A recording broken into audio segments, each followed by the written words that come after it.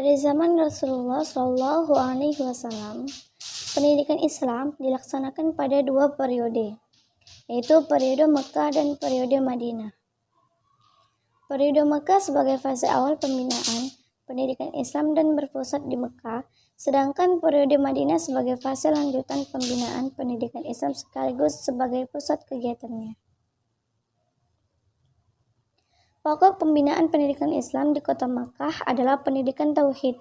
Titik beratnya adalah menanamkan nilai-nilai tauhid ke dalam jiwa setiap individu muslim, agar jiwa mereka terpancar sinar tauhid dan tercermin dalam perbuatan dan tingkah laku dalam kehidupan sehari-hari.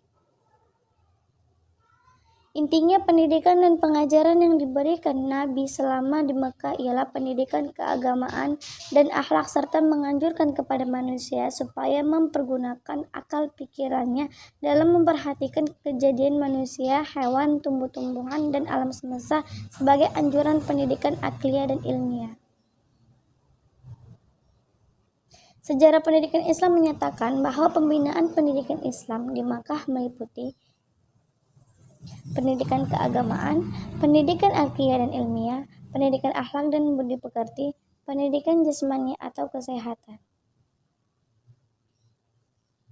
Sedangkan pokok pembinaan pendidikan Islam di kota Madinah dapat dikatakan sebagai pendidikan sosial dan politik, yang merupakan kelanjutan dari pendidikan tauhid di Makkah, yaitu pembinaan di bidang pendidikan sosial dan politik agar dijiwai oleh ajaran Islam dan merupakan cerminan dari sinar tauhid tersebut.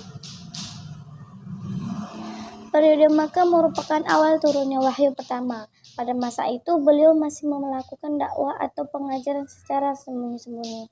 Maka mula-mula Rasulullah Shallallahu Alaihi Wasallam mendidik keluarga, termasuk istri, anak-anak, serta sepupu dan pamannya. Begitu pula dengan orang-orang terdekatnya, semisal anak angkat atau sejumlah sahabat karibnya. Masih pada fase Makkah, setelah 3 tahun berlangsung clandestine, proses pendidikan dari Nabi Shallallahu Alaihi Wasallam pun beralih kepada cara terang-terangan. Langkah itu diambil setelah beliau menerima wahyu dari Allah yang menginstruksikannya untuk mengabarkan ajaran tauhid kepada khalayak luas. Mulai saat itulah beliau menghadapi pertentangan yang lebih frontal dari mereka yang memusuhi Islam. Fase Madinah dimulai dengan hijrahnya Nabi Shallallahu Alaihi Wasallam dari kota kelahirannya ke Madinah yang kala itu masih bernama Yathrib. Sejak itu Islam memperoleh lingkungan baru yang lebih bebas dari penindasan kelompok musyrikin. Ayat-ayat Al-Quran yang turun dalam periode ini banyak mengajarkan tentang penerapan syariat dalam kehidupan sehari-hari. Pada waktu fase Makkah dahulu, proses belajar mengajar berlangsung di rumah sejumlah muslim, yang aman dari gangguan kafir Quraisy. Begitu hijrah ke Madinah, Nabi SAW memusatkan kegiatan edukatifnya di masjid. Majelis yang diadakan beliau selalu diikuti kaum muslimin dengan penuh antusias. Pendidikan yang dilakukan Rasul Shallallahu Alaihi Wasallam memberikan pemahaman kepada umat Islam tentang Al-Quran, Sunnah dan hikmah, baik melalui lisan maupun perbuatan. Semua yang disampaikan Rasulullah Shallallahu Alaihi Wasallam adalah kebenaran.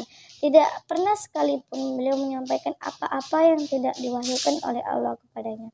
Beliau selalu bersifat benar, siddiq, terpercaya, amanah, komunikatif, tabligh, dan cerdas fatona secara paripurna. Maka itu pendidikan kala Nabi Shallallahu Alaihi Wasallam menghasilkan kaum muslimin yang berakidah kuat serta tangguh dalam menyebarkan ilmu-ilmu agama. Para sahabat menjadi generasi emas dalam sejarah Islam. Beliau sendiri mengakuinya. Yang terbaik dari kalian umat Islam adalah orang-orang yang hidup pada zamanku, kata Nabi, sahabat. Kemudian orang-orang yang setelah mereka tabi'in. Kemudian orang-orang yang setelah mereka adalah tabi'in. Kesimpulannya, sejarah pendidikan Islam di masa Rasulullah SAW sangat menekankan pada pemahaman dan penghafalan Al-Quran. Pada masa ini, keilmuan yang berkembang belum terlalu meluas seperti pada masa setelahnya. Adapun cara mengajarkannya sangat sederhana, yaitu dengan bertatapan langsung antara pendidik dan peserta didiknya sehingga pelajaran lebih cepat dipahami.